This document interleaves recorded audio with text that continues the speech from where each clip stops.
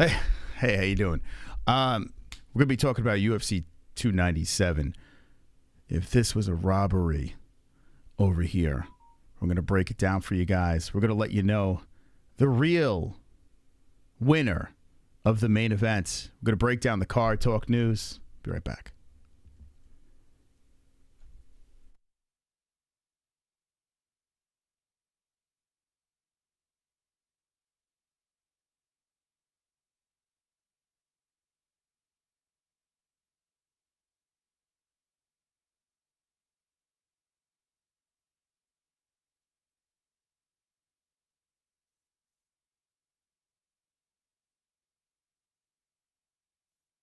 It's time for the MMA-Holes!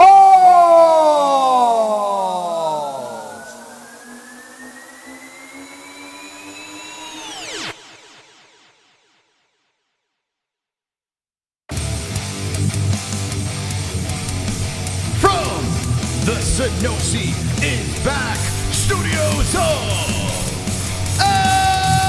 Arizona. We're live with the MMA-Holes. Wonderful. How you doing tonight? Welcome to the stream. My name is Chris Mystic Moss, King of the Dragons, and I will be taking you through this recap of UFC 297. All over the interwebs, people are saying Sean Strickland was robbed. This is craziness. We had a reaction that got some pretty good clicks. We had a reaction to the decision with Duplessis getting his hand raised. I was not happy with the decision. So what did I do? I went back. I watched it right before the stream, and I have my notes over here. So I'm going to be talking about this fight, and I'm going to discuss to you and tell you why it is or isn't a robbery. Now, guys, get your likes in the box and smash that subscribe as well. Hit the notification bell. Share the stream with your friends. Follow us on Clash TV. And shout out to our sponsor, MyBookie.ag. Whoops, wrong one. MyBookie.ag, promo code MMA-Holes for a 10% match in your first deposit. Now, I had the 3 boosted bets, and I got screwed with my final 2 bets because of the outcome. Now, I'm going to tell you whether it was fair or unfair and if I should have been up. But anyway, if you're going to play some bets, go to mybookie.ag. Use the 10% promo MMA-Holes. Only one roll over. ESPN Plus. I want to thank everyone that bought the pay-per-view through our link. Really appreciate that. If you're going to check out the UFC, use our link in the description down below. All right, let's get into it. First off, I need to do this because I want to get this subscriber count over here. We hit a subscriber goal, 84,000 subscribers. So that's wonderful, right? Wonderful. So thank you to the new people jumping in. If you are new to the program, let me know. We do multiple shows during the week, so welcome back to the stream. If you're an OG, thank you for coming back. Okay, there we go. 84,663. So over 1,000 subscribers we got on Saturday night. So that was excellent. The stream crashed on us right before the co-main event, and we were able to pick it back up, do another stream, and then it was nuts. We had almost 13,000 people watching concurrent at one time. It was crazy, man. So let's go, champs. Let's go. Come on. 13,000. Good thing I made some extra food, I made an extra beer run. Everyone was satisfied. All right, so this fight card. First off, we have a poll in the chat, and I asked you guys just very simply, robbery at UFC 297, and I want you guys to vote away. Right now, 72% say yes, it was a robbery, and 28% say no. So get your votes in. Very, very lopsided. Holy smokes. Very, very lopsided. So I'm glad we are doing this stream because a lot of people are upset. When we put our short out there, a lot of people were reacting, DMing, commenting, and saying that, yeah, it was a robbery. And then, there were the South African fans that were out there saying, cry more, this and that. But I have to say this. Even though the South African fans have every right to talk some smack, and your guy won, and he's the first South African champion, first And, you know, good on him. It's great stuff. And he's very likable, du Plessis. So at the end of the day, we all win when it comes to a champion. He's fun. And I haven't noticed, at least in my comments, I've noticed people, you know, nanny poo poo from the South African fans, but it wasn't terrible. So shout out to you guys and gals from South Africa. You were not cringy at all. Like, you have a right to talk smack and say, hey, my guy won, your guy lost, you know? And fair play. I really appreciate how you guys handled that. So I want to see this guy win more. I do. I want to see du Plessis do well because he has a pretty cool fan base. Now, as for the Sean Strickland fan base, I'm not saying they're not cool, but they're pretty massive right now. He had all of Canada screaming. We had USA chants in Canada. They were really riding with Sean, and Sean stole their hearts, and they were so much fun. But Sean is a superstar now. It's official, man. Sean is a big name in the UFC. How quickly he went from this guy that was in welterweight, not many people knew of him, to this guy with, he's got the big mouth on the mic. He's not even a gatekeeper. You know, he's just that funny guy. And when he fights, I'll watch, but he doesn't get finishes and blah, blah, blah. And then all of a sudden he wins a belt. And now here he is defending the belt off of some controversy with words back and forth and trash talk. But he's prevailed in every aspect of the game. Unfortunately, he didn't get his hand raised. And let's get into it. First off, this is second off. I want to say hello to the chat before we do get into this over here. I mean, it's only fair. Let me be a good host of the stream and say hello to the best community in the world. You know what I'm saying? Wonderful. How's everyone doing tonight? It's a payoff of tuning in live. If you're watching a replay, let me know your comments down below. But let's see who's up in this live chat as we get underway for the breakdown of 297. Also, I want to know in the chat what you thought of the event. Did you like it? Did you think it was a robbery? I want to get all your thoughts. Sean gained more fans with his loss than DDP did with his win. Huh. Interesting. Okay. I could see that. Mas, hello. I think my beanie showed up today. Yeah, that's an inside joke. Yeah, dude, I am like, dude, it's crazy, man. I don't know what is going on with me, but I've been going through a lot of shit lately. So I'm all over the place. So if I've seemed scatterbrained the last couple of weeks, I apologize. It's whole bunch of things going on. You taking phone calls tonight? I don't know. If we get like an obnoxious donation, yes, but most likely no. DDP Coke. Oh, by the way, this Wednesday, Frankie Edgar is coming on the program. So make sure you're subscribed and you hit that notification bell. Frankie Edgar, the lead actor of The Bastard Sons, coming on Wednesday night. So you better be here live for that appearance by 2. Frankie Edgar was announced as a Hall of Famer during the event. I mean, what? I was like, we were doing a reaction. All of a sudden, Frankie gets the Hall of Fame thing dropped on him. I was like, we're having him on Wednesday. Like, that's crazy. So what timing that is. So look at us. We're the best show in the world. Back to the chat here. Frank the Tank. How many new champs have been crowned via split decision in the entire history of the UFC? Oh, fuck. I mean, we're going to have to do a little research. If anyone could fucking dig up that number right now, I would like to know myself. Yeah, drop it in our Discord, the chat. Let me know. An earlier thumbnail will attract many more folks, maybe. This is 2 joints. No, it's not what it is. Like, you know what? It's funny. I did a little test, and it's not funny, but I did a test for Fight Buddies. If I just schedule the stream the day of, we get better views on Fight Buddies than if I do it days before. I upload something days before, and it's substantially low. But if I do a schedule the day of, I notice there's a boost, an increase in viewership. So, like, wait to schedule Fight Buddies. It's weird, but I'm going to keep doing that. It seems like it works. I mean, if the stream didn't cut out, we would have had over 200,000 views easily. I mean, we did have over 200,000, but just split between 2. It's pretty nuts. Sean crying and acting like a little bitch. Close always went to the champ. Close always went to the champ, not the challenger. It was a close fight in the rewatch, yes. I haven't seen someone get whooped like that and get the belt strapped around their waist since GSP Johnny Hendricks. Wow, we're comparing this to GSP John. Wow, that's actually an interesting comparison. All right. So the only reason why I'm going to say no without spoiling my conclusion is when GSP Johnny Hendricks happened and I was reacting to it. We didn't have the channel up at that time, but I was reacting to it. I was like, that's a blatant robbery. Furious. Now, in this fight, was I happy? No. You saw my reaction. Was not happy, but I wasn't happy at the fact of the Sean not getting his hand raised. I was like, I was nervous as hell, man, because I thought in real time it could have went either way. You know, that's how we called it. I thought Sean won 3-2 the night of Saturday.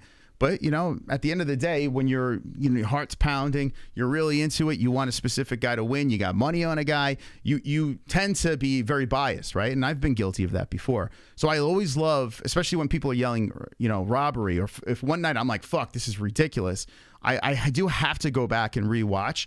And that's what I did before the stream. So let's just get into it. Fucking hell, man. I'm just beating around the bush, wasting everyone's time. But we got a decent amount in here, so let's go. All right.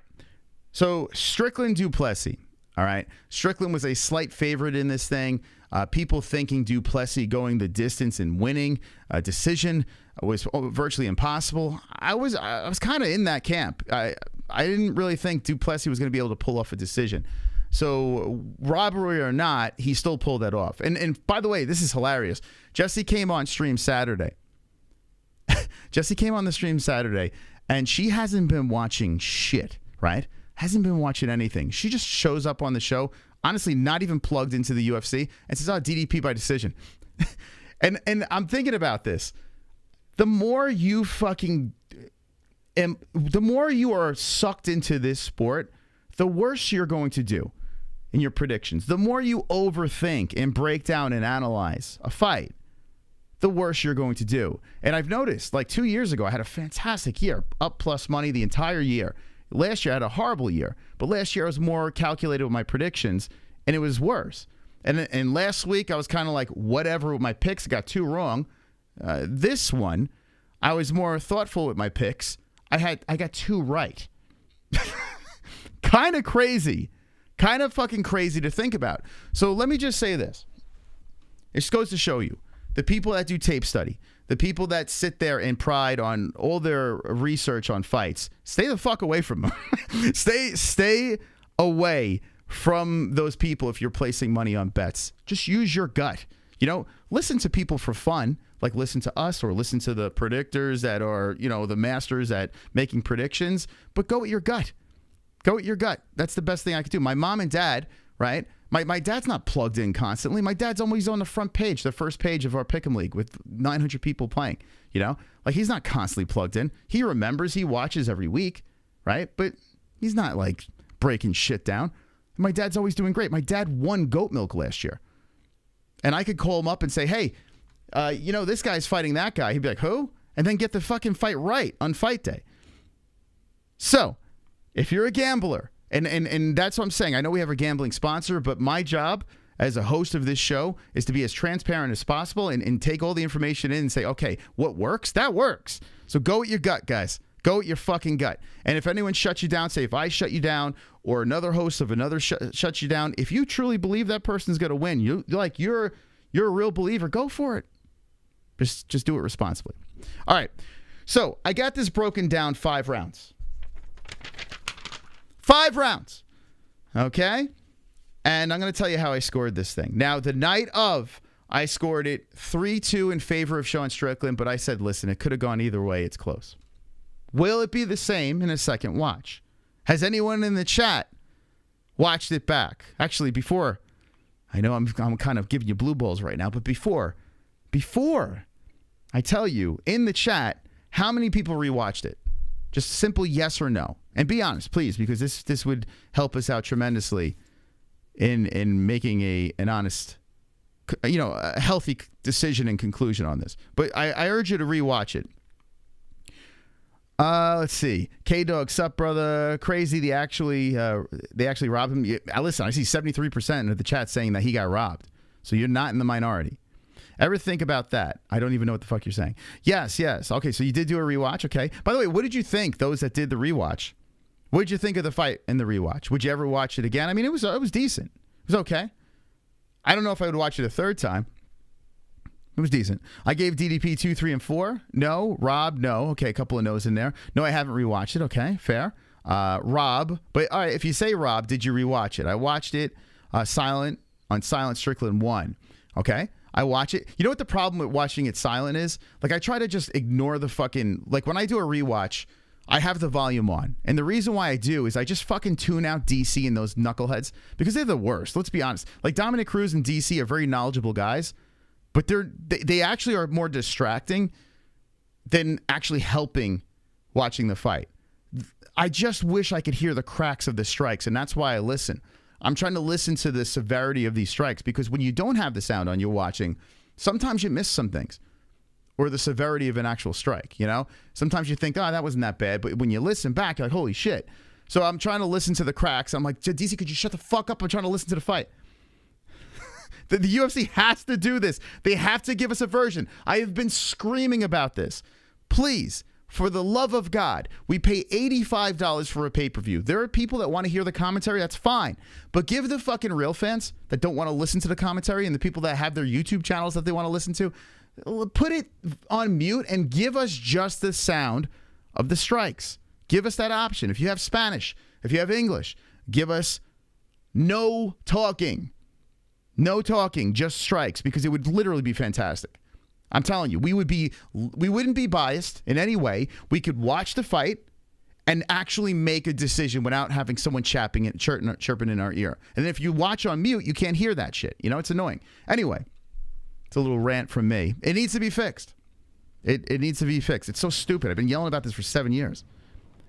It was pretty decent, very close fight. I had Strickland 1-3-5 after I rewatched. I can't say it was a robbery, but I do think Sean won definitively. Okay. Would you have it 1-3-5? Okay. I'm just looking at my notes.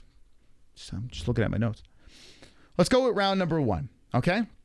Round number 1, the first thing I noticed, of course, the obvious thing, the jab, right? I mean, he was on par. He was on point with this jab. Show him like pop, pop, pop, just fucking like a sip boom in there, right? Now, as a fan, do you want to see a guy 5 rounds just out jab a person and get their hand raised? No. But I will give Sean a little bit of respect here because as I flip my page, one of the things DDP said to compliment Strickland was he said it felt like he was getting hit by a rock. Every jab that came in, he said that Sean Strickland, the way he throws that thing, it feels like he's getting hit with a rock.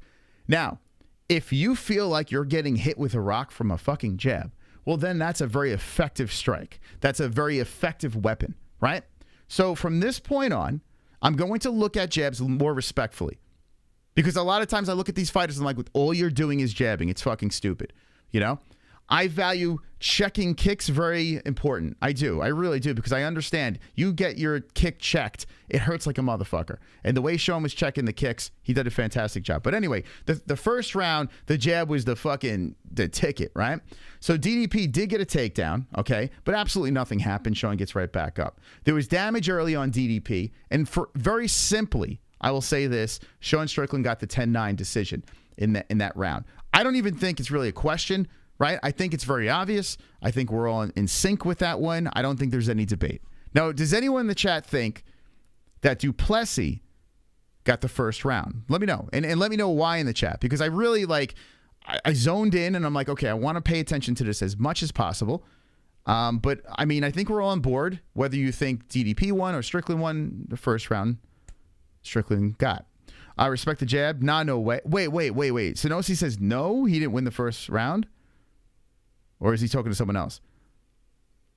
Let's see. A range-finding jab does not win fights. Let me repeat this again. I don't know how many times I'm going to say this, but I'll probably be saying this throughout the stream. DDP, a quote from the person that won this fight, felt like he was getting hit with a rock. It's not a setup. Sean Strickland's jab is not a setup. It's an effective strike. It is. I mean, maybe as a fan, you don't want to see effective strikes in certain ways. People look at, some people's ground games and they find things boring. But if they're effectively doing work, they're effectively getting control time that is going to get them the win in the fight or the round. Just because you don't like it does not mean it's effective. I say, I challenge you this. Go into Extreme Couture and say, hey, Sean, can you jab me in the face? And then come back in the chat and tell me, let me know if you think he's trying to set something else up. You could say, hey, Sean, I'll tell you what. Don't throw anything else. Please, don't kick. Don't knee. Don't take me down. Don't do anything. All I want you to do, in fact, just tie your arm behind your back and throw that jab at me. Just that one arm, that jab right at my face. That's all I want you to do. And you come back to the chat and you fucking tell me if he's trying to set anything up. He'd probably knock you out. His jab, for some reason, it's like it's like it always finds a way through the guard. Guys' hands are up. And the fucking jab is in there. Right on the fucking nose. The jab is so effective by Sean Strickland. I got to show this. I mean, this is insanity. It's so effective by Sean Strickland. Where is it? Let's see if we can find something. Where's DDP? Where are you? All right, here's Duplessis. Okay, here's Duplessis over here. This is at the after party after he's all cleaned up in the shower. If I showed you him in the fucking cage, it's a whole different story. But it's the first thing I pulled up. And is that Volk with hair? Who the hell is that guy? All of the damage on DDP's face is all jab. He literally created damage, which is a criteria for scoring. Here we go. On the Lord of the Pies, you gotta be trolling, bro. You gotta be This is from the jab. The first fight, okay? This is versus Rob Whittaker on one side. On this side, this is from Sean Strickland's jab. It's from the jab. Now, a couple of rights came over the side as well. But, I mean, look at the man's face. Majority of the strikes is a jab. Now, Lord of Pies, I want you to sit in the corner. Put a dunce cap on. How dare you? Infect us. Don't be an infection. I'm trying to teach people here. I've been doing this for a while. See? That's a person that's coping. They're a fucking guy. Face rearranged. I didn't even tell you who I picked in I didn't even tell you on this paper. I didn't even say if it's a robbery or not. But people are already making excuses. Thank you. Thank you very much. Okay, so anyway, round one was Sean. Okay, and like I said, I think if you were rooting for DDP or if you were scoring the fight, I'm pretty sure Sean won that round. It's pretty simple. Or if you even want to see this too, let's see the strikes. By the way, I was looking at the unified rules again about the Arnold Allen thing. I'll talk about that in a little bit because Arnold Allen got screwed. Even though he fought like trash, he got screwed. 39 total strikes to 19. Okay. 34 significant strikes to 18. Okay. So even without even looking at the stats when I was scoring, okay, you could see him over there. It's very small, but you could see it. 34 significant to 18. All right. So, I mean, it's pretty clear. No argument about round one. Round two. Okay.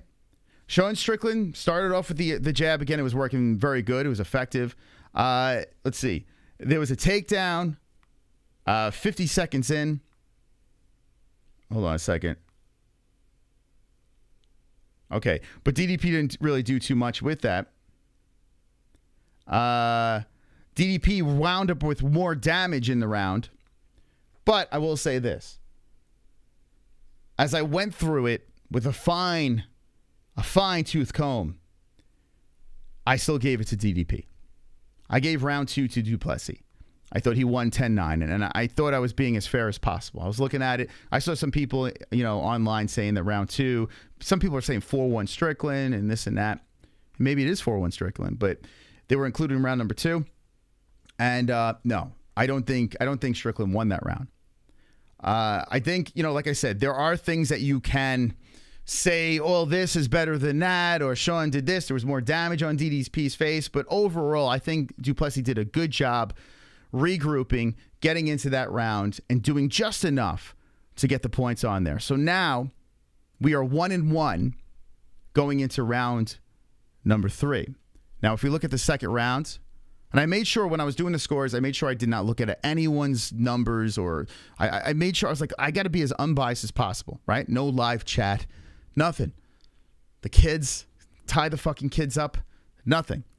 So then I looked at this and I was like, well, look at this. All right. 22 significant strikes for Strickland, 26 significant strikes for DDP. It's not mind blowing, but still DDP had the edge in significant strikes, even though the total strikes was 26 to 26. Right. So it was a close round and there was more damage on the face of DDP, but still watching that round to be as fair as possible and unbiased as possible, Du Plessis definitely won that round, in my opinion. Okay. So we're split. So now we go into the third round. Things are very interesting, right? You were 1-1 going into the third. Let's go. Another thing I noticed that Sean Strickland, okay, Sean Strickland never used the stool, right? Now we've seen that before with Sean. He's got amazing cardio. But the crazy thing is, my man wasn't even next to the cage. My man was almost in the center of the octagon as they're fixing him up. Like Sean was like itching to get back out there every round. Like it was nuts, right? DDP's cardio looked great too, but he was sitting on the stool. He was taking advantage of every ability that the corner could give him, any advantage with regrouping and icing and, you know, whatever. But what are the whole deal? But Sean's just standing there. He's just standing there like, all right, let's fucking go, right? It's pretty badass. Why is Lord of the Pies? I'm not even going to read your shit. I think you might be manic. Never let him get the hands of the judges. Significant strikes isn't the only factor in MMA. I think people get too absorbed in it. No, but I look at this. There's no effective striking over here. And significant strikes are the closest we're getting to effective striking. Okay. And if you watch that round back, you can make a argument both ways, but I think the argument that sticks a little bit better is in favor of DDP. Very much so. So yeah. Anyway, let's go into the third round. Okay. So the third round, let me look at my notes again. All right, so we're 1-1 going into 3. Jab was very strong by Sean Strickland once again, right? This is not stopping. We've seen him do this a million times. This is not like, well, mind-blowing. Oh, Sean Strickland's throwing a jab. But it worked very well. I said DDP wasn't able to do much around that jab. And it seemed like as Sean was like zinging in these jabs in there, like you can tell Du Plessis like, all right, I know he's going to do this, but for some fucking reason I can't. Like I won the second round, but I'm having issues here, right? One thing I will say about DDP is his striking was way tighter, you know, than it was in previous fights. He did like have wild man things going on when he was getting frustrated, but I did notice his striking was a little bit tighter than usual. Regardless, I'm going to make this quick over here. I think the jab was enough, and I think it was a very close round 3, just like round 2. But for some reason, I found round 3 a little closer. I was like, you could make an argument for DDP here. You could. You know, a very, very close round. But I just think that Sean did just a little bit more in that round. And it made me feel a little bit more confident that, you know, he got that round in the rewatch. So I go Sean 10-9 in that round. But for some reason, I wrote in my notes that that's closer to me than the second round. The second round was close, but I felt third round a little closer. But still, I think I'm pretty confident in saying that Sean got that round. Okay.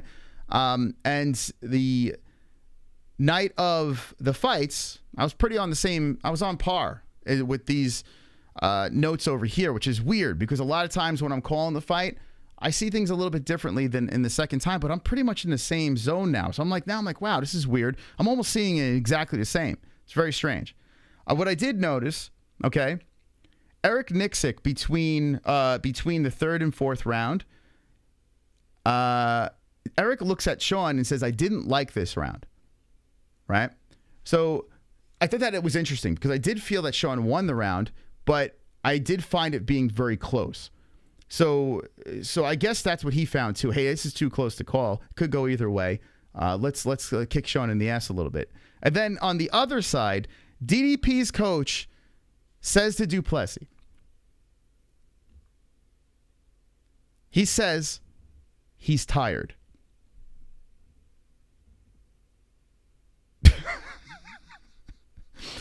Dricus Du Plessis said, his coach said to him, and you could go back and check it out for yourself. He said that Sean is tired. I think Du Plessis should stop kissing his fucking coaches. And I think Du Plessis should fire whoever said that. Because that is fucking nuts to me. You imagine telling your fighter the wrong thing. He goes out there saying, well, my coach said he's tired, makes a mistake, and Sean fucking knocks you out. It's craziness. It was the craziest thing. It fucking blew me away When DDP's coach said that, I was like, what? Are you fucking kidding me? Like, are you kidding? The dude is standing. He's not on the stool. If he was fucking tired, he'd be on that stool huffing and puffing, begging for oxygen. The dude's standing with his coach. Like, he's literally like telling the coaches, get the fuck out of the way. I want to go back out there. It was nuts. Like, it was the nuttiest thing that I saw in the rewatch. I was like blown away. But anyway, so now here we are. We're 2-1 strong, Sean, right? Sean Strickland round 1, round 3, DDP round 2. And I feel pretty confident. Like I said, the third round is close. You could make arguments for the second, but the third one seemed to be the closest for me. Fourth round, the headbutt. Okay. It happened at 4:19, very early. 4:19 left in the fourth round, and that blood was oozing out. Now, let's see what we got here. I'm sure someone's got this headbutt. Okay, there's the cut. Okay, so Sean Strickland, this is what he says right after the fight. Well, you guys, that headbutt kind of fucking sucked, but hey, life is good. On the next. Thank you, everybody. He's going to go bang his wife. What do you think of the wife? What do you rate the wife? His girlfriend. But there he is. Right? It looks like he's got mascara his way, but on his eye, it looks like, he's got... Anyway. Well, you guys, that headbutt kind of fucking sucked, but hey, life is good. On the next. Thank you, everybody. Okay. Headbutt. So I was like, wait, hold on a second, right? So when we watched it in real time, I didn't see no headbutt. All I saw was him just blood, like after a collision. I just saw the blood coming out. He kept wiping it. I was like, oh shit, this could be a problem. This could be a real problem here. And it was. Once he started bleeding, it definitely changed the dynamic of the fight, So it was a little bit of an issue. So now I'm like, all right, I got to find where the hell this headbutt is. All right. So there was someone that put it out here. Let me see if I can get that clip because I thought it was pretty cool. Is this it? Final seconds of the war. Yeah, the final seconds are pretty good in the fifth. But hold on, where's the fucking headbutt? Give me the headbutt, baby. Where the fuck is it? Someone's got to have it here. What the hell, bro? I just had it on the thing. Dun dun dun dun. I literally just fucking had it. Let me do this.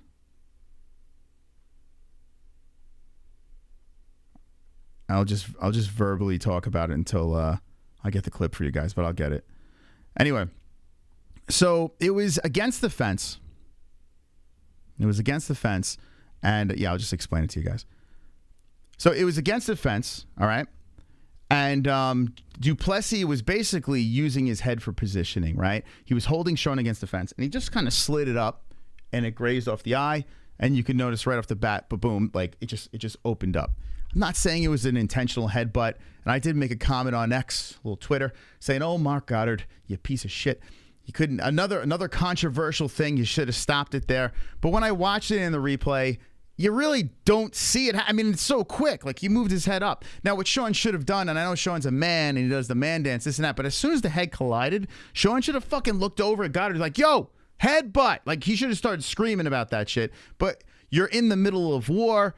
That's probably the last thing on your mind. You're just like, fuck, that happened. Let's just keep going. Sean's a man's man, right? But he probably should have said something to the ref, because you can't be complaining about it after the fact, after you lose and then say, you should in real time be like, what the fuck, bro? Like, what is this? Anyway, that happened and everything changed. Everything, in my opinion, went the other direction. And Duplessis had a big chance there. So the blood all over the place. Duplessis is taking advantage. He's targeting it, taking him down. Sean's getting back up. You see him just wiping his face. He's just having all sorts of trouble with this thing. Round number 4 was an easy DDP. And even with the head clash, okay, and just say, listen, I mean, it's an accident. It wasn't intentional. It's not like the DDP was like, let me just fucking headbutt you. Like Sean Strickland wanted to do at the face-off. That's not what he wanted to do. That's what he wanted to do, but not what he did. DDP did headbutt him. It was an accident. Regardless, something. Oh, thank you. Here we go. Little Seal dropped it in there. You're the fucking man, Seal. Hold on a second here. Okay, here we go. You're the man. You're the man, Seal. I commend you. All right. Yeah, I would have had this queued up, but I was literally rewatching the fight. Okay. I wish I could rewind this. The one thing I can't fucking stand about Instagram is you can't rewind. It's so annoying. I wish I could get this on Twitter. Actually, is it on Sean's Twitter? Hold on. Maybe it's on Sean's Twitter. Let's see. He's been complaining about it. Okay, here we go. Here we go, champs. Okay, yeah, she just went to Sean's Twitter. Okay, so here's the stitches from the headbutt. I saw some people were saying, no, it was from another punch and the headbutt made it worse. I mean, there's no clear evidence of that. All I saw was when the headbutt went up, it just started bleeding like crazy. So we don't fucking know. But regardless, a headbutt's a headbutt. You know, at the end of the day, it's illegal. It's not supposed to happen. Even if it's not intentional. I mean, the fight could stop there if the cut's too bad, right? But anyway, regardless, it didn't stop. And here's the exchange. Okay, perfect. So you see the gruesome cut over here. Okay, so Duplessis shoots in for the takedown. Sean stops it. By the way, Sean's takedown defense is phenomenal. And even when he was taken down, right back up. No issues. Dude, he's a beast, man, when it comes to that stuff. Listen, he may not be the most exciting fighter in the world. In fact, he's not. He's easily not the most exciting fighter in the cage. You know, because, I mean, seeing a guy jab for 5 rounds, stop takedowns, play fantastic defense. If you're a fan of this sport, you get it. But if you're not, if you're just a casual, you might be like, this is boring. I will say this. I have my brother-in-law sitting over here during the fight reaction, and I have my other brother-in-law off camera. Both guys are not avid UFC fans, especially the one over here. His first ever UFC fight was that night, and they loved it. They loved the main event. And it was just showing Strickland throwing jabs and, you know, some sloppiness. And, I mean, it was kind of a technical matchup between the two. 5 rounds, decision. They both loved it. So I don't know, man. If they're casuals and they actually liked it, maybe we're just, you know, people that aren't liking that fight. Maybe people are just, I don't know, being too hard on the sport. Maybe we're spoiled. I have no idea. So let me know in the chat. Did you like the fight? I'm not talking about the decision. The fight as, were you entertained during the fight? Let me know in the chat. Curious. But anyway, so he goes in for the takedown, Duplessis. As he goes in for the takedown, Sean's playing the stuff game. Okay. DDP's trying to sniff on that crotch. So the takedown was completely irrelevant. It didn't happen, but it did help him win a round or two, right? He goes in there, and it helped him win this round, right? So here it comes. It slides up. Can you see it? Slides up. We'll go a little closer. This is boring. DDP win all rounds. You've been hard on the sport. Dude, change your profile picture, you weirdo. No one could take you serious with that profile picture. What the fuck? The hell's wrong with you? Okay, so look at this. He comes in, he slides the head up, right? And as he slides that head up, slice, right on over there. You can tell as soon as they split from off the cage, right? You could see it immediately, like he rubs his eye like, oh, shit, and it just starts to come down. Okay, the blood starts pouring out. You could see it there. All right, so, I mean, that just goes to show you, it was immediately after the head slips up, okay? So Sean's not lying. The head slides up, and it hits. Not DDP's fault. You see it all the time, head positioning. Usually, I mean, it's supposed to be like under the chin. I mean, I was kind of high up, and it's not like he went like this, but still, it wasn't intentional. Slides the head up there, slices it, and that changes the whole dynamic, right? You have a pretty bad cut, it's over an eye, and it's just like Sean's constantly playing with this thing. It helped DDP get that 4th round. You know? Literally punched him in the head. Okay. Listen, you weasel dick riders. Okay? Because everyone that's saying the punch is what caused that cut, there might have been some damage. There might have been. But if the headbutt goes in there and opens up something, maybe a little bit more than before, okay? If it inflicts any damage, that's an illegal thing. Even if it doesn't inflict damage, a headbutt is still a fucking headbutt. You weasel motherfuckers. You guys need to, listen, that weasel guy or any of these people you're getting your information from, they're biased pricks. That's what they are. They're forcing a narrative. I literally watched this in a way where it was just like, I don't give a fuck who wins this fight. I just want to break this thing down as fair as I possibly can. Okay? That's it. I'm being as fair as possible. I am not saying this was an on-purpose headbutt. But at the end of the day, a foul is a foul. Okay? I mean, it is, right? Regardless. Jesus. Oh, fuck. I mean, wonderful, fuck. wonderful. Hey, Chrome, how you doing? Thank you for the 2. Thank you. Sean lost before the fight started. He is a decision fighter. All that shit he says shitting on gay and trans people may have caught up to him finally. 1 or 2 of them judges may have a gay or trans daughter and son. Close round gave it to guy who is gay. Thank you. What a donation. One's in the chat. One's in the chat if you agree with that donation. I mean, you might have some people that agree with you. I don't know if that's the case, but you never know, man. You never fucking know. Thank you. Very kind of you. What a donation. If you want to donate, hit the Streamlabs, the super chat. You could interrupt the show. If you want to yell at me or make us laugh, you could do that. All right. So like I said, this thing slides up. It happens. Accidents happen. I wish there were ways where, you know, every foul you could. This is why this bothers me. Arnold Allen in his fight, the fight stopped because of an illegal knee, right? Which gave his opponent the ability to get back up, reboot, reset, get back to business, even though he was getting blasted in the fucking head and could have been finished, really. I mean, Arnold Allen was on a fire at that moment, and this dude was in a lot of trouble. That gets separated, stop, momentum done, okay? The other guy gets his hand raised. In this scenario over here, this is a title fight, okay? An actual illegal thing happens, whether it's on purpose or not, it's still illegal. It happens. Nothing. You know? Actually, his knee was proven legal, but illegal in Toronto for some reason. Wait, why is it illegal in Toronto? I have the unified rules.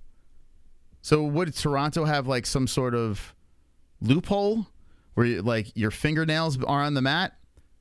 And I mean, now we're bouncing around, but I'll talk about it real quick. Kneeing or kicking the head of a grounded opponent. This is the unified rules, the latest unified rules. It's even on the website, the UFC website, okay? A grounded fighter is defined as any part of the body, other sole of the feet touching the... hold on a second. The fighter... Oh, hold on. Fucking hell, I lost it. Touching the fighting area floor, okay? To be grounded, the palm of the hand... A flat palm must be down, and any other body part must be touching the fighting area floor. Okay? Your palm is supposed to be flat on the mat. His palm was like this 3 times, and he paid every time. Every time. Blasted. Now, I don't know Toronto rules. Maybe if you have long fingernails, you're grounded. Is that what it is? So that is wrong. I mean, these are the unified rules. I mean, I didn't make these rules up, right? And we'll show a shout out to MMA Guru. Shout out to him because we had the exact same agreement. Now, I don't know. He might have bias. I don't know what the fuck he's doing. But in our live stream, okay, now I did have bias. I will admit that because I had money on Allen, right? But the reason why I raged so much... Oh, sorry about you, Bills. The reason why I raged so much is, I mean, look for yourself. This is not a grounded opponent. It's not. Came close to going down to the mat, but his fingertips. Okay? Continue to read that rule, okay? Oh, God. It has nothing to do with the hand, but I'll keep reading it. A single knee or arm, not fingers, makes the fighter grounded without having to have the other body parts in touching. Yes. What other body parts are touching? What other parts? Help me out. There's no other body. There's no knee. There's no shin. There's no forearm. There's no other body parts touching the floor. It's a dumb fucking rule, the grounded rule. But I am literally telling you what the unified rules say. So you motherfuckers that are sucking the dick Was his dick? Maybe his dick was grazing off the floor. You guys that were, I don't know, needed the Russian on your parlay, love the neckbeards, whatever the hell it is, want to see this guy stay unbeaten. Rules are rules, bro. They stopped this fight. They stopped the sequence after he was getting blasted in the fucking head. How is it illegal in Ontario? Please tell me. What? So fingertips on the ground is an illegal strike to the head? Is that true? And please give me this in writing. How are the unified rules like this? And in Toronto, what are you talking about? Where is the evidence on this? I'm literally reading from the fucking book. Tell me if I'm wrong on this, please. I would love to know. Just give me in writing. Put it on our Discord. DM us at the MMA-Holes. Help me out here, because if you have no evidence, wonderful. I don't know what you want me to say. Unanimous. What I don't understand is how Jan lost to Pereira, even with tons of control time and takedowns. And people are saying the takedowns won DDP this fight. Is it basically just a coin flip at this point? Well, okay. Well, let me. I'm now. I went down this other rabbit hole. I got to get back to the breakdown. Thank you, Unanimous. Appreciate the $2 donation. Wonderful. I don't know, most I think that quick elbow right after the glazing headbutt is what cut Sean. It happens so quick you barely notice the elbow landing right on that eye. So is it impossible? Okay, is it impossible that a strike might have put a cut on Strickland's head on that side? It's not impossible. I mean, there have been strikes that landed on that side. When I was watching the replay, I didn't see anything. Now, there could have been something little there. There could have. I'm not dismissing that. There could have been a little cut there for sure from one of the previous strikes that landed on that side of the face. There was no gushing blood. There was no massive slice. There was something. There could have been something there. But at the end of the day, even if blood does not even come out, a cut doesn't come out. A headbutt is still a headbutt, right? And as he slides up there, I mean, but bang, like, look, it's going right into his fucking head. Kind of looks like he's fucking him there too. Wonderful. But anyway, you know what I'm saying? Like, it still fucking goes into his head like that, right? So it is a freak thing. And honestly, it may not even matter with my scoring. I am not saying that I'm saying that Sean should have won because of the illegal. I never even said that. I didn't even go there yet. So right now I have the fight scored, even with the clash of heads, and it wasn't even on purpose. I have it 2-2 going into the fifth and final round. So I mean, I'm being as unbiased as possible. Sean Strickland round 1, DDP round 2, Sean Strickland round 3, DDP round 4. A back and forth of scores. And honestly, the round 4, one of the big reasons is because everyone thought that when all that blood started coming out, they thought it was from a strike, right? They all thought it was from that, but it wasn't. The blood coming out was not from a strike. Now, from something pre-existing, may have started it, but what made all that blood just start pouring out of his fucking face was not from an actual legal strike. But it doesn't fucking matter. It doesn't matter. Regardless, you put aside that, say if it was a legal strike, just pretend the headbutt didn't even happen. DDP wins that round, okay? 2-2 going into the fifth round. Everybody and their mother thinks Sean won round 5, right? Right? Well, I did as well. Even though first 2 minutes DDP started off pretty good. Actually, I got to say, DDP coming into the fifth round, he looked good. He had a little swag to him, man. He was landing. He looked good. Sean had the blood coming all over his face. But then it started after the 2 minutes in. It started kind of evening out. Sean started coming back into it. And we had a fight that was very competitive in the final round. And it was very entertaining, the final round, I thought at least. Sean stuffed a takedown at 2:30 in the round. Let's see. He stuffed another one at 1:30 in the round. So he's stopping the takedown. So DDP was playing a pretty smart game. You get this man down. You beat his fucking head into the mat. You're going to get your hand raised, right? But he couldn't. He couldn't get that going. And then towards the very end of the fight with 1 minute left, Sean went like apeshit. He kind of heard the chants of the crowd. The fight was very close at that moment, right? That round was very, very close. I mean, I thought it was very competitive. And then all of a sudden, Sean went, America, fucking eagles are flying out. Fireworks are flying, you know? And Sean got the round. He got the 5th round. So if you look at my scores here, it's 3-2 Strickland. It's 1, 3, and 5. Sean Strickland with 2 and 4 to DDP. And that is even without the headbutt included, right? That's without me. I'm not crying about the headbutt. I showed it to you, but I'm not crying about it.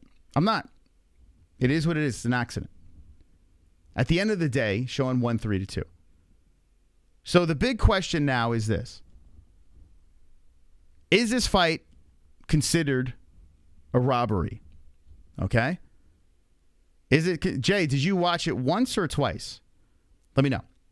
Is it considered a robbery? And the answer is no. It's not. It's a close fight. Sean Strickland got 3 out of 2, but you can make an argument. And my argument would be the 3rd round. I think that round, to me, it could have went either way. Now, let me look at the scores. Hold on a second here. Let me look at the scores, because I didn't even look at that when I did my scores. Let's see what the judges had it. By the way, Frankie the Answer Edgar. This man over here, Hall of Famer Frankie Edgar, coming on the show Wednesday night. So make sure you're subscribed to the channel. Very, very important. And hit that notification bell. Thank you guys for stopping by. Hit the like button tonight, too, if you haven't hit that like button yet. But Frankie the Answer Edgar coming on the show with another special guest from the Bastard Sons on Amazon. So go watch the movie Bastard Sons on Amazon. You know, this way when you come back in on, starring Frankie Edgar, okay? This way when you come back in on Wednesday, we can have a little fun with Frankie. You can talk about the movie with him. Wonderful, wonderful. We'll get to the scores in a second. Uncle Chrome, thank you, my friend. Keep watching. He doesn't grab his eye till after the elbow lands. It's a quick elbow. You're missing my point. You're missing my point completely. Like, the head slides up into the eye. As soon as it slides up, he walks away. The blood comes out, right? Even if there's something that was on that side before that, okay? The head clash, if you're saying that's it, the head clash amplified it, right? Still a head clash, okay? But it doesn't fucking matter. The scorers here tell the truth. You know, like, I'm being as unbiased as possible. I'm going by the criteria of how you're supposed to score this damn thing. I was looking at the unified rules, how you score these fights. I'm taking all this shit into consideration, trying to do my darndest to give you. And it's the listen, Sean won, right? And listen, they always say a close fight goes to the champion. That's not the case anymore. That doesn't happen anymore. But I think it should. You know, if it's a close fight, I think it should. But that doesn't happen anymore. Okay, but regardless, I still have Sean winning, even without, you know, the excuse of the headbutt. All right, so who scored what here? So according to Derek Cleary, Cleary had first round, 5th round for Strickland. 2 most convincing rounds, so fair. Eric Colon, 10, 10-9, 10-9. So Eric Colon had Strickland 1st and 5th as well. Okay, fair. And let's see. We're on the same page here. Okay, we are. All right, me and Sal. Oh God, fucking me and Sal D'Amato. Sal D'Amato, he scored it exactly like me. Round 1, Sean. Round 2, Duplessis. Round 3, Sean. Yep, alternating the whole way. Round 4, Duplessis. Round 10. So, yeah, so Sal D'Amato had it in favor of Strickland, scored it exactly how I scored it. Listen, Eric Colon and Derek Cleary, you can make arguments for 2 and 3. You could. I think 3 a little bit more, in my opinion. But you could make the arguments. And that's where I stand with saying it's not a robbery. But I think the fairest way to score this fight, truly, in a rewatch, you know, not fans yelling and screaming or you know, the chat fired up and me or my bet's gone, right? It's more of just being as unbiased as possible. I think Sal got it the most right. Not a robbery though, guys. It isn't. As much as I would love to say it's a robbery? It's not. So that's the answer right there. That's it. So what do you do in a situation like this? What do? You got DDP as your champion. I'm sure Sean would love to run this shit back. They're not going to run it back. Dana White said it very quickly. He's like, oh, we're not going to run this back. Not yet. Not yet. And the reason why I think that's the case is I think they did terrible on pay-per-views, even though we actually had some pretty good pay-per-view buys through our link, and I thank you for doing that. And if I'm fucking pissing you off, 68% of our chat say it is a robbery, but we got like 400 votes in there. And listen, you have every right to think that Sean Strickland won the fight, because I do. I think the exact same thing. In fact, my fucking bets all blew up because of that stupid-ass decision. And I am annoyed by the decision. Don't get me wrong. I am annoyed. I think they got it wrong. But not to the point where it was a complete, like it was like 4-1 Sean. You know what I'm saying? Like I saw Sam Alvey say 4-1 Sean. I mean, it's not 4-1 Sean. It's not. I tried to see how it could be. I even tried that angle. I couldn't see that. You know? So you could make arguments for all different ways in this thing. I think the better argument is for Strickland, yes. But still, you still can have a logical argument for DDP. So I think there's no more yelling and screaming online. Let the South African fan base, the DDP fans, go crazy. I think the issue now is Strickland fans, right, are probably like, fuck, you got these woke motherfucking reporters and the agenda people. They're all going to be celebrating, dancing on this dude's grave. I see you guys. I fucking see you guys. You're nauseating. So I understand why people are yelling robbery, because of that community, the infection of YouTube, the infection of Twitter. It's because of you cunts that people are yelling robbery. It's because of you fucking animals out there. So I totally get it. I get why you're upset. Or there's the other crew that lost a lot of money. Drake, $700,000. I'm sure he's yelling robbery, right? So you got the people that hate the infection. You have the people that lost a bunch of money on the fight. That's what it is. Now, if you don't fall in that category, please tell me why it's a robbery. I would like to know your opinion. Listen, I'm not happy. My bet boost just fucking fell apart because of that decision. I think it's wrong, but it is what it is. The 1K advance for my bookie is finally 0. What now? Dude, yo, I fucking... last year was a fucking bomb. The year before, I was up plus money for the entire year. And then last year was a fucking dud. Yeah, last year was terrible. So, yeah, I couldn't get that back. So now we move on. Now I got to fucking put money in. Because my bookie's not giving us any more money. The only money they're giving us is our fucking advertising money. That's it. They will not. I said, hey, you got to throw in some more deposit money in there. They're like, nah, we're not doing that. I tried getting it. That's why we're sitting at $3 right now. So I'm going to put $100 of my own money in there before the next pay-per-view. I'm going to roll with it. It is what it is. You know, I'm going to live and die with the sword. But one thing I'll tell you about in this channel. I am honest about fucking everything, even with my sponsors, even with my bets. I am completely transparent. I will not lie to you about anything, so don't worry about that. Not a robbery. It was a very close fight. I agree. DDP won the optics of the fight. Oh, what do you mean by that? The optics? Still plus money? Don't call me an animal, you sellout moron. Did I trigger you? Did I upset you? That delights me. I think the right move is to run Izzy and Strickland back. Okay, so, yeah. The question now is this. What are you going to do for 300? I think they're foaming at the mouth and would love DDP versus Izzy to headline 300. I think they want that. That's what I'm guessing. Like, the more I think about it, the more I feel that's the case. And I would like that. I would like to see Izzy versus DDP. The lead up would be fantastic. And I am interested in the matchup because you can make arguments for both people winning. Listen, Duplessis looks good, but he's beatable. He is. I mean, technically he lost. He is very beatable, Duplessis. So, but he's exciting. So I would love to. Izzy's not exciting, but Duplessis is. So I feel like no matter Duplessis and Adesanya, no matter what, will still be exciting. So I like it. DDP took a decent bit of damage during to turn around from 300. He did take it, you know, but it was just from a jab. You know, what's the big deal? He should be able to fight.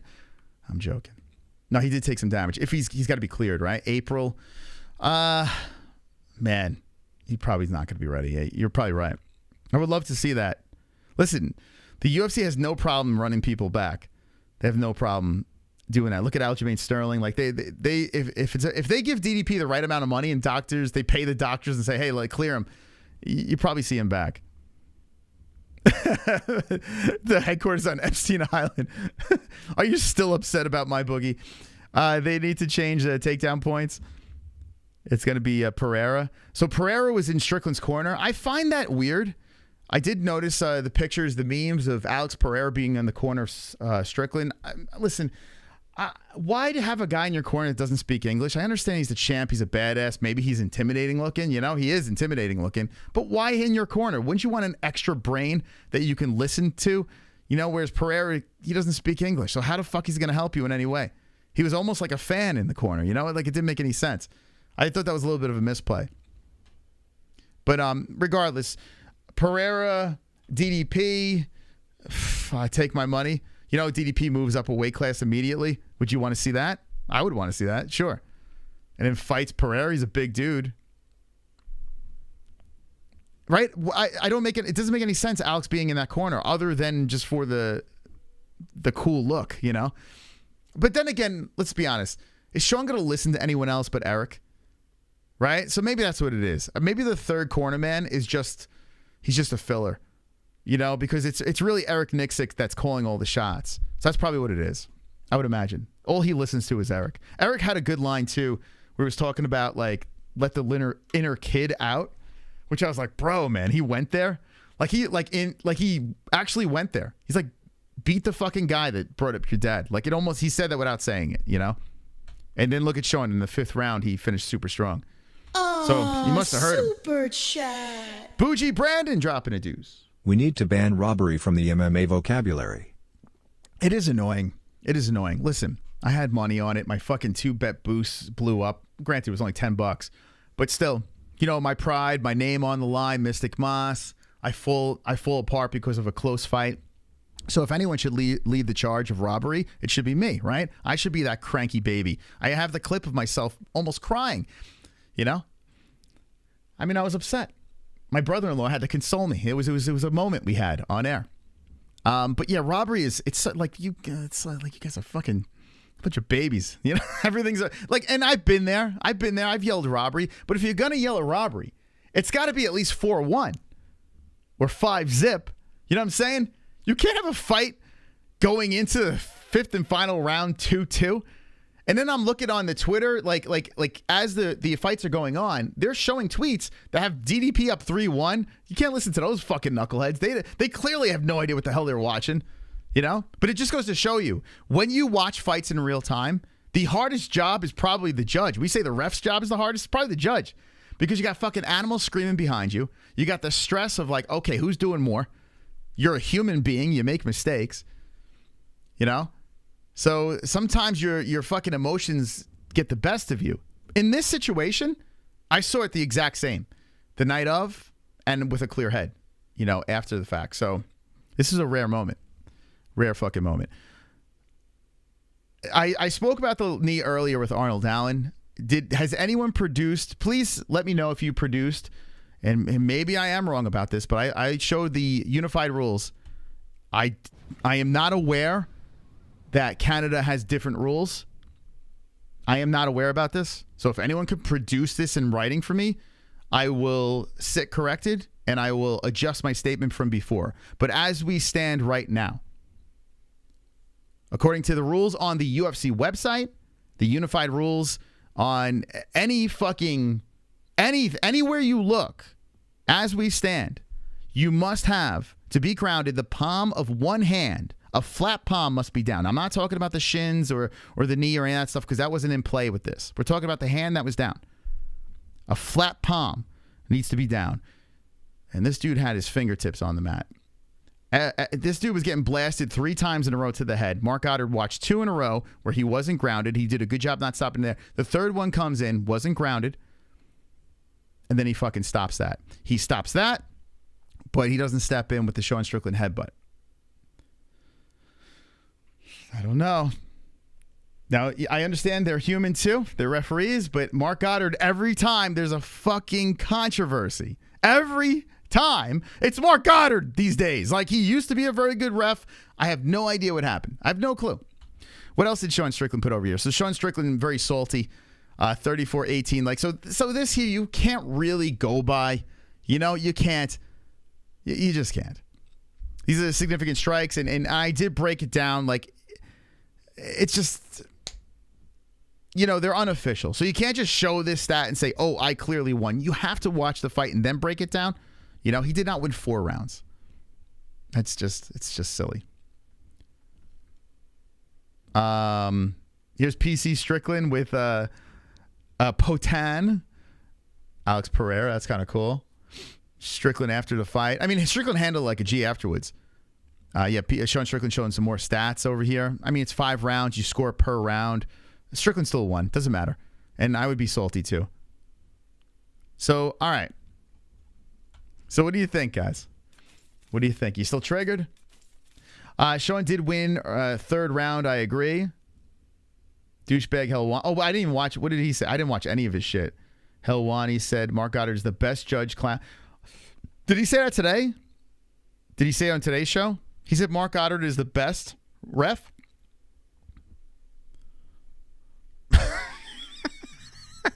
Let's see. I didn't watch Helwani. Hold on a second. Let's go to... Oh, Jesus Christ. I could literally name 4 controversial championship finishes within the last 2 years. Okay? All with Mark Goddard. Whether you agree or disagree with his decision, still controversial. And you can make an argument for both sides. He's the best ref. What the fuck? That's crazy. Someone send me that clip. He's such a clown, man. I'm so glad the Bills lost. Wonderful. Sorry, Sinosi, about the Bills, but fucking Ariel can eat it. Introducing 7 road championship fights. Let's get closer to boxing, who has 10 to 12 RDS.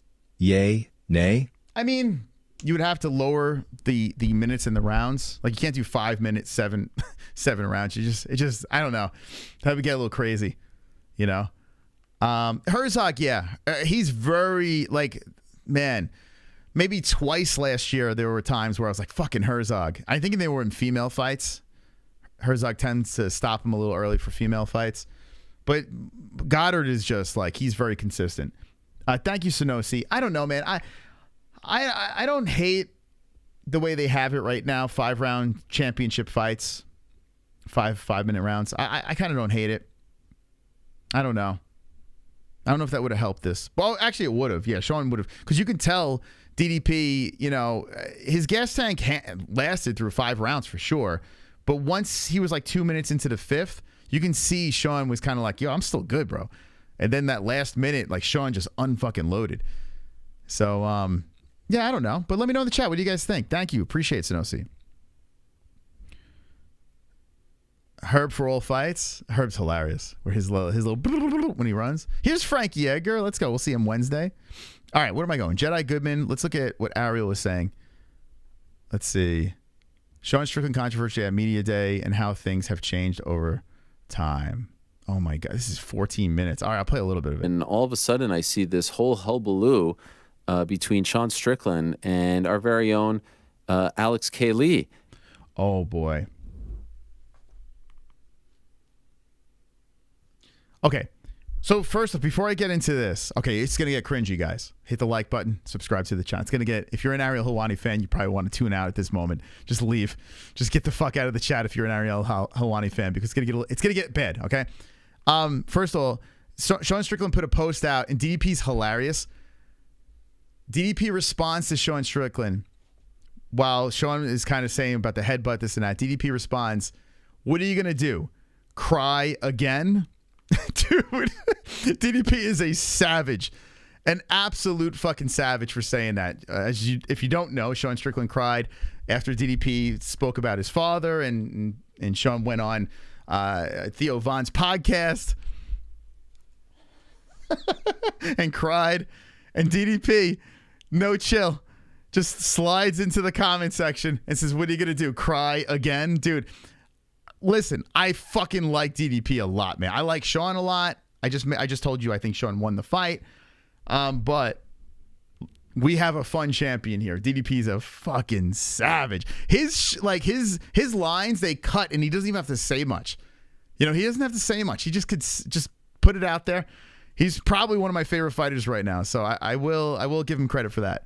Became a huge thing, and you've probably seen the clips online, and it was pretty intense. And I've been working with Alex for quite some time. I sucked his dick prior to ESPN, of course, and then since coming back to MMA fighting, and would have to say that he is one of my favorite colleagues. Well, now I really hate Barriault because let me just say this, and I don't really hate many people. I listened to MMA fighting right after the incident. So if you don't know, Alex is a reporter. He tried to get Sean Strickland a little riled up about comments he said about a specific community, an alphabet community, and Sean shut him down and just called him an infection and just shit on this dude. And then this guy doubled down with the trans thing. And listen, I don't care what your political belief is. It's fine. My fucking brother-in-law just came. He was on the show Saturday. He's gay. And he's the fucking best. And he is super liberal. He's super on that side of the fence, and he does all, he's hardcore, and I fucking love the dude, like legit love this guy. He's a great family member. So I have no bias in any direction. I'm not here to just shit on the gay agenda or any of that stuff. I don't want to do that, but I am here to shit on toxic human beings that are trying to cancel others because they don't have the same beliefs as you. I am not down for that in any fucking way. In any way. It's fucked up. Like these people, these righteous assholes running around puffing their chests out, trying to ask questions that are not even relevant to this man's fight to try to get a headline and then play victim. And when I listen to this guy on Ariel Helwani, on his like post show after the fights, this Alex fella, I was like, bro, this guy is a prick. He was all smug and like kind of like, I don't know. I was like, how do you listen to this dude, man? He's a fucking asshole. I'm trans, and if you got probs, suck my dick. Someone just said that in the chat. Had gay teacher and they didn't push it. Oh, here we go. The chat's going to fucking go for it. There we go. All right. Have fun in the chat. Wonderful. Sonosi, thank you. 3-minute RDS, for 7 RDS. Also fuck you, Scott Norwood. And fuck Ariel and his fellow Canadian culture vulture cuck of an Asian tweak. Ma Fighting had their watch party on members only on youth 297 like bitches. Wow. Oh my gosh. You know why, right? You know why. Listen, let me say this. MMA fighting is run by Vox, okay? And I will say this. This man over here, listen, he's the top of the game. He gets all the big fighters, at the right time. If you want to get news or if you want to get information that revolves around UFC or combat sports, he's your guy, man. He's the best in the biz. With that being said, as a human being or the other people under the MMA fighting umbrella, I don't line up with these people in any way. Like I could not ever hang out with these human beings. They are just righteous, self-righteous. My shit don't stink pieces of shit. Like I don't know. Anyway, I'm sorry, Sonosi. I found myself rooting for the Bills this weekend. I actually found myself rooting for the Bills, even though the reason why I don't want the Bills to win is because of him, but they're out, so it doesn't matter. But I found myself rooting because every time Kansas would score a touchdown and it was showing Taylor Swift, I'm like, all right, we're done, right? Are we done with this? But no, more T Swift. So sorry, Bills fans, and sorry everyone else. That I've ever had, no matter where I've ever worked. And so I felt, in that moment, trying to be a good teammate and a good person and a good friend, that I wanted to, just share some support for Alex, because I thought some of the things that were said about him were just a little bit too intense and a little bit mean and uncalled for. And so I did that. So I put the tweets out there. Oh, this is great. I didn't know he spoke about this. I wasn't expecting to talk about this, but here we are. Then, of course, upset a lot of people And, there's a lot of people who love to be anonymous, and those are usually the most vocal of the bunch, and they're also probably the most vile of the bunch. And there's a common, Your friend tried to cancel Sean Strickland, and not only tried to cancel Sean Strickland and get him in trouble with the LGBTQ community, but he tried to do it right before the biggest fight of his career. This is what your friend did. You're kidding me, right? You're fucking... And to make it even funnier, your friend kind of fell apart when he tried to do it again with a specific lesbian fighter that was in the co-main event of UFC 297, which we will get to. It could be a long show tonight. And she didn't take the bait. She said, I like Sean Strickland, or I love Sean Strickland, whatever the hell her words were. And the reporter fell flat. This is who you choose to have as a fucking friend? Why should we believe or listen to anything you fucking say? There's a common thread there between how anonymous they are and how vile they are, and that's okay. And that's something that you have to come to learn and expect when you're dealing with social media and the internet and when you're in the public eye. But I felt that it was important to, and something that I want. You are who you hang out with. Choose your friends wisely. Choose them wisely, because you can be criticized for your friends' actions. It's not fair. But if I look at people, if they hang out with assholes, I'm like, well, this is who you choose to be around. Why the fuck should I be around you? That's how I look at it. Some people around this community, they're like, oh, you watch the MMA-Holes? Well, why do I want to be around you? So you guys are fucked if you're in this chat. This guy chooses to hang with Alex, who clearly is part of the cancel culture. Why should we listen to you? I wanted to do, not because I had some sort of ulterior motive, just, back my guy, because I feel like that's the right thing to do. I even said, because there was some good discourse. I love this type of stuff, because the main retort was that time and place, right? That wasn't the right time. That wasn't the right place. The word that was used by some was that he was baited into saying something. Yeah. And I enjoy those conversations. I love journalism.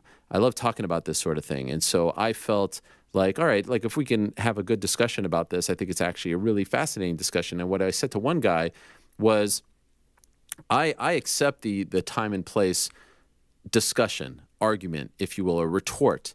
And I said to him, in that moment, like at a UFC scrum with Sean Strickland up there, am I, Ariel Helwani, asking him that question? I don't think I'm asking him that question. Okay. Oh, well, the reason why you're not with the UFC is because you asked questions similar, but this is a political thing. All right, I'm going to go on Ariel's side here. I don't think he would. I don't think. Ariel likes to push buttons. I don't think he would ask that question. What do you think in the chat? I think a lot of people are probably going to say he would. And from my statements before, I'm not the biggest Ariel fan. But in this, I'm going to try to stay as unbiased as possible. In this situation, I don't think he would ask the question. Okay. Question. That doesn't mean it was the wrong question to ask, because there's a bunch of stuff that people ask that I wouldn't ask. And guess what? There's a bunch of stuff that I asked that a lot of good journalists wouldn't ask. Oh, my God. Just throw your buddy under the bus, man. Just throw him under the bus, because now you're going back and forth. You're flip-flopping here. Which side you on? Which side you on, bro? Yeah, I don't know how far I can get into this, to be honest. I probably won't do the whole thing. So annoying. People on the stream. We can agree or disagree on the main event being a robbery. But we can all hopefully agree people like Ariel and Alexander Lee are a cancer to MMA journalism. They are. Ariel, I dare her buddy to say it to a Muslim. I showed my face and not hiding. Dude, I love what Dana said. Thank you, Sonosi. I love what Dana said. Let me play it here. We are going to be lost when Dana White is gone. We're going to be fine. But by the way, this is Dricus Duplessis' brother. Holy shit. Could you imagine? The Duplessis Dricus gets all the loose looks, and then Neil looks like this. Let's see. Where is it? Where the fuck is it? Did they take it down? Where's the Dana White? Oh, is this it? Oh, here we go. Okay. This guy said Dana White cooked him. He is 100% right. Check this out. Dana, I just want to go back. You were talking about, like, you obviously give a long leash to your fighters about, what they can say when they are up there with a UFC microphone, and you are getting into territory of homophobia, transphobia. Like, is there... I don't give anybody a leash. Well, I'm saying you... A leash? like... Free speech. Control what people say? Gonna tell people what to believe? Gonna tell people... I don't fucking tell any other human being what to say, what to think, and there's no leashes on any of them. And then he gives him a big lip smack. He's right? He doesn't. It's the only fucking sports organization where you could literally say shit about anything, and Dana don't give a fuck. And Disney is the big sponsor, right? Disney, they're on their platform, ESPN Plus, and he still doesn't give a fuck. Still doesn't give a fuck. And now people are going to be pushing back and saying, screw, boycott the UFC, boycott Disney, boycott ESPN. I'm sure they're going to get backlash. But the boss is still, he's like, fuck this, man. Like, I am going to, who cares?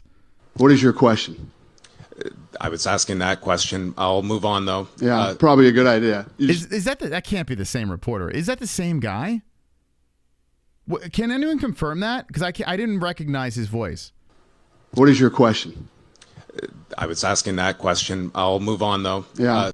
Was that the same reporter? No, it can't be. That's got to be a different reporter. Dude, if that's the same fucking reporter, how...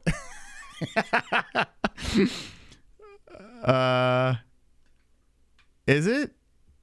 You're saying yes. Are you sure? I don't think it is, man. It wasn't Alex K. Lee. It wasn't, right? It doesn't sound like him. No, it doesn't sound... don't make shit up, man. Don't make shit up. The guy already is an asshole. Like, don't make him even more of an... This is just another asshole. I don't think it is. Okay. All right. Yeah, don't make shit up. I don't want to be spreading fake news. The guy, you know what I'm saying? The guy's already a prick. Like, let's roast this prick. And there's no leashes on any of them. What is your question? I was asking that question. I'll move on, though. Yeah, probably a good idea. That's ridiculous to say I give somebody a leash.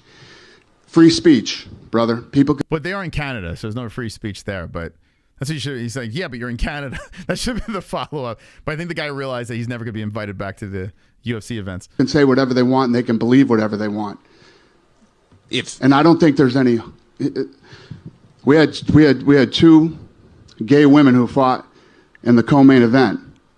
They sat on the stage with Sean Strickland. They could give a shit what Sean Strickland thinks or what he says or what his beliefs are or what his opinions are. You know what I mean? My man. Now, whether you like Dana or you dislike Dana, you have to admit that's pretty spot on right there. Like that's the shit. You want to follow a sport. If you don't like what a fighter says, the beauty is you could root for the other fighter to kick their ass. Right? Right? You could root for the other fighter to just beat the shit out of them. And if you are part of the cancel culture and you're not from South Africa or you're not a DDP fan, you won, right? You won because Strickland lost his belt and you guys win, right? So at the end of the day, it's a beautiful thing. You don't have to try to cancel people this and that. You could just watch the fighter get his ass whooped. And if he doesn't get his ass whooped that time, inevitably it's going to happen. Unless they're Khabib and leave in their prime. Most likely that's not the case. Every dog has its day. So you move on. I'm going to listen to a little bit more Ariel, but I don't know how far I can go with this. So I'm just saying, in that moment, if I'm getting 2 or 3 questions with Sean, I'm not getting him one-on-one in a setting where you can go back and forth. It's a public setting where you can only really ask like 2 or 1 follow-up maybe. I'm probably not asking that question, but I don't think it was an unfair question. And I also think Okay, if you don't think it was an unfair question, and you know what? I don't give a shit that the reporter said that. I also don't give a shit that Sean Strickland said what he said. Right? So let's see if he goes with that. Let's see. The idea that he was baiting him is completely ludicrous, and I'll explain why. Okay, but I want to know, does he talk about Sean Strickland saying? One, he's asking him a question about something that he said. So he just wanted to know, do you still feel this way? Baiting someone is you're trying to twist their words, you're trying to catch them, you're trying to trip. What? What? Wait a second. Wait a second. You are definitely swinging this thing. Bro. No. You're sugarcoating this shit. No, bro. Dude, this has got to be a joke. This has got to be a joke. You sound like a delusional friend that is defending your... Like, you sound like you're defending O.J. Simpson and saying, nah, he didn't kill anybody. Bro, what the fuck? You are ridiculous. He has a picture with O.J., right? Can someone drop it in Discord? Dude, come on, man. Let me listen to this again. This can't be fucking real. Question, and I also think I'm asking him that question. That doesn't mean it was the wrong question to ask, because there's a bunch of stuff that people ask that I wouldn't ask, and guess what? There's a bunch of stuff that I asked that a lot of good journalists wouldn't ask. So I'm just saying, in that moment, if I'm getting 2 or 3 questions with Sean, I'm not getting him one-on-one in a setting where you can go back and forth.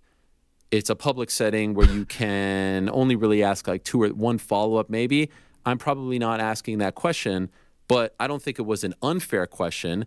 And I also think You truly... Oh, God, I would love to have this guy swear on his kid's life. You truly think that he was not baiting him for a headline? I am like, there's no possible way he believes this. The idea that he was baiting him is completely ludicrous, and I'll explain why. Number one, he's asking him a question about something that he said. So he just wanted to know, do you still feel this way? Baiting someone is you're trying to twist their words, you're trying to catch them, you're trying to trip them up. It was just a simple, like, you said this, do you still believe this way? That to me isn't baiting. That's just asking if, all right, you've changed as a person, you've evolved. If you're not baiting, your job is to bait. As a media member, your job is to stand up, ask a question so you can get the headline. And then if you're the reporter that gets the actual quoted line, looks great for the company you work for. I mean, this is not brain surgery. You've talked to us about the evolution of your personality, your experiences, what you've been through. He talked to us about once, believing in neo-Nazism and all that. So I think that that's a very fair question. And then you can say, all right, well, we're here to promote a fight. We're 3 or 4 days before a fight. Is this the time and place to ask such a question? And then I would say, like, yeah, that's a very fair discussion to have. Is it the time and place? Now, we know in fighting, and especially with those, if you want the interviews, if you want the media availabilities to be a little more fun and not formulaic, you try to, ask offbeat things. But yes, I would accept that maybe in that moment, 3 days before the fight, speaking about those topics maybe isn't the time and place. Again, I don't think it was wrong, but maybe not something that I would ask. That being said, to anyone who says that Sean was caught off guard, or Sean was baited, or that it was unfair, or that it was out of bounds, just look at the T-shirt that he was wearing. You show up to a media availability. No, the reason why people are saying it's out of bounds is because the other lunatics are saying that he's a victim. That's why people are saying this. Like, everyone's like, oh, man, I'm so sorry. He's a friend. He's a good guy. I can't believe Sean would say something like that. So people are like, bro, like, that motherfucker's baiting this dude. No one would say shit about him baiting unless the other side, it goes both ways. It would be radio silence if no one said anything and was complaining and white knighting this victim that's an infection. But everyone started coming to this guy's defense. So the other side said, well, don't you think motherfucker was baiting? They would have brought it up. This is insanity. Sean Strickland, UFC champion, wearing that T-shirt.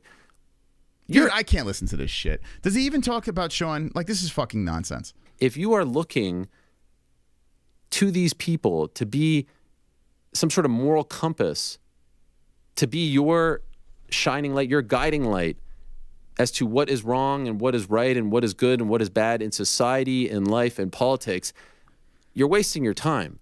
Why? Why? I would say this to my fellow media members. Why are you looking to Sean Strickland as some kind of moral compass. Why do you care what he thinks about any of this stuff when you could say you already know how he feels about this? He's made his feelings and beliefs quite clear. If you want to say, like, I want to know more, I want to dig more, sure. But I would say myself, the reason why I don't want to talk to him about this, the reason why I don't want to have Bryce Mitchell on to talk about this, the reason why I don't want to have Sean Strickland to talk about this, or any of these people, why I try to stay away from all the stuff, why I wanted to have... I can't even get to the point, bro. Colby Covington on the show back at ESPN when they would tell me not to have him on and not talk to him about politics is because I don't care. It doesn't bother me. It doesn't offend me. Okay, I don't give a shit about you. So what do you think about Sean? Back him and love him and support him and all that stuff and more. Where it gets interesting is when Dana White starts talking about it. We just heard this. Okay. Got my attention. Guy, give it to me. Because Dana White has found this amazing... He's found this amazing sort of role in the world of sports and in society right now as the lone, as people like to call him, commissioner or owner. Oh, he fucking can't stand Dana. I love it. Casey Jones has just gifted one lucky person from the chat. Thank you for the 335 watching over here. Make sure you hit the like button. Thank you so much, Casey, for the membership and whoever got that. Let me see some fancy white belt next to your name right now, okay? Because you're the KC, the member gifter. KC loves gifting the members. Members, please get on your knees and satisfy KC. Hit him with a...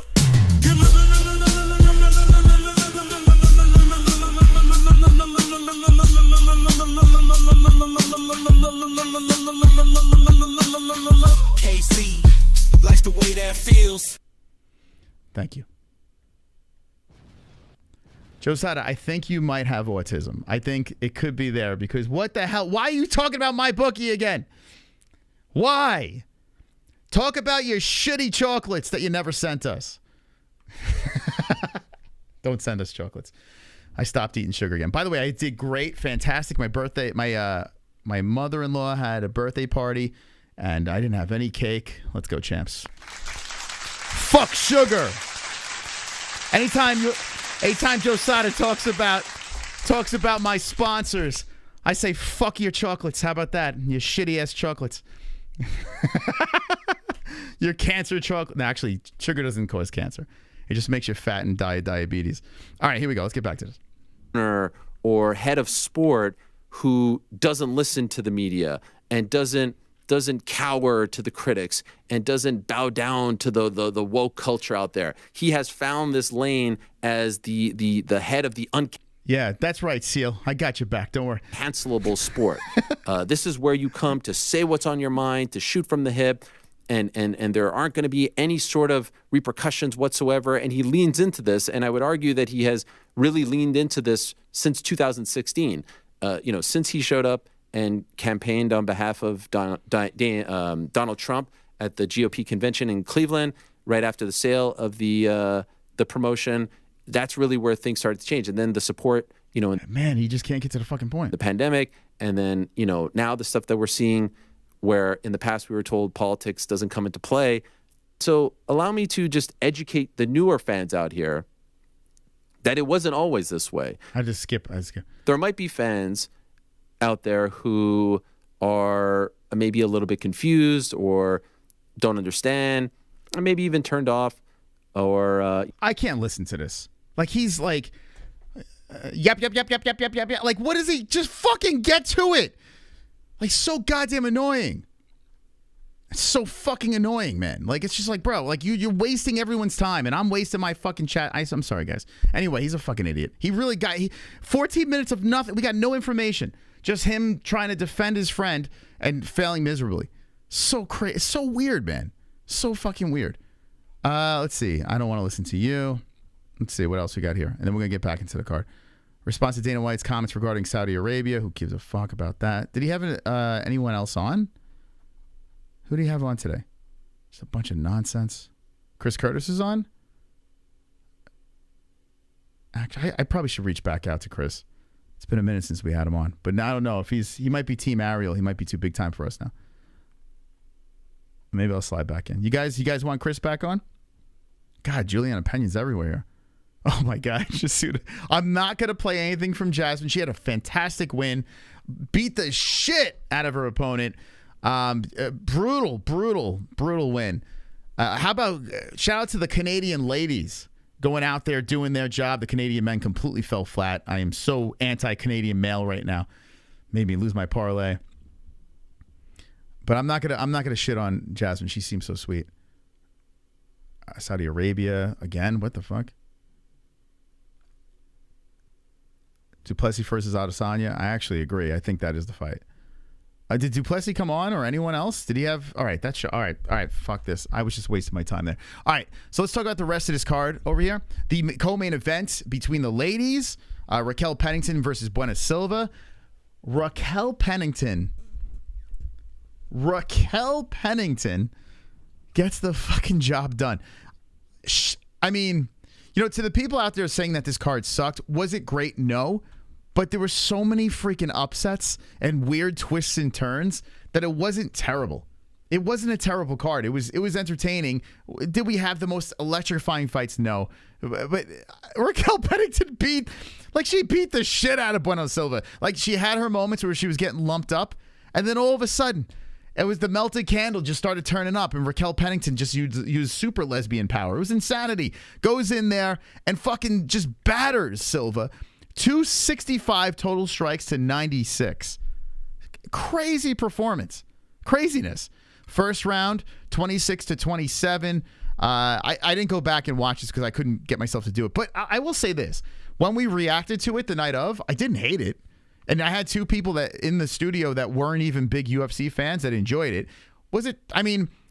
We have to look at it like this. Did anyone really think Raquel Pennington was going to win this fight? In the way she did? I didn't. I gotta be honest with you. I didn't. I thought Bueno-Silva was very scary, and she was exposed. Absolutely exposed by Raquel Pennington. So credit for Raquel, getting the job done. Is she going to hold on to the belt? No. Get ready for another Holly Holm championship, or I don't know. You got the Erin Blanchfield and Fiorot. You got these other girls that are very good.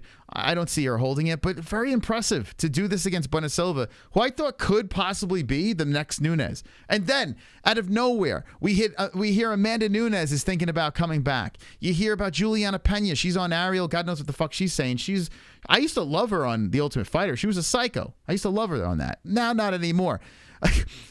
I don't know. Women's MMA is wild, man. It's a wild thing. It's still very in the infant stages, but I have to give credit to where credit's due. Raquel Pennington got the job done. So very nice job getting the win. And I'm shocked. Very shocked by that performance.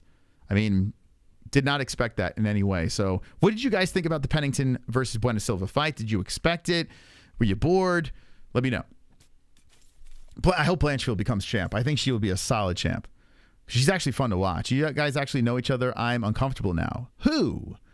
Blanchfield on a mission. So I can't believe Raquel won. Also, again, Dana W reporter.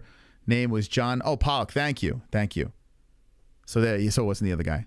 Yeah, I don't want to I definitely don't want to spread fake news with shit like that. I picked Pena the night. She beat Amanda Chachanger. Oh man, that was big plus money. Some say one of the, if not the biggest upset in women's MMA. Piss break for you. Yeah, I feel you. I feel you, man. Few and far between good fights. But I tell you what, man, there were moments in that fight where I was actually into it.